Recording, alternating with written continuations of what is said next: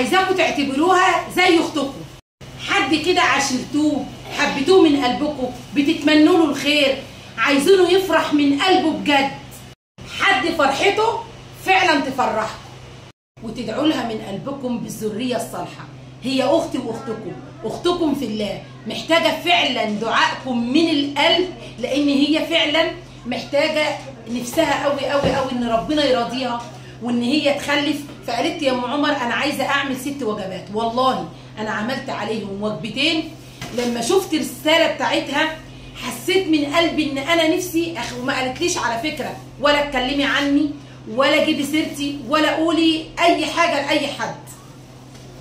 6 وجبات بنيه ان ربنا يرزقها بالذريه الصالحه. فانا قلت اقول لكم علشان انتوا كمان تدعوا لها دعوه غريب، ان شاء الله ان شاء الله تكون مستجابه، ان انتوا تدعوا لها بالله عليكم بالله عليكم بالذريه الصالحه.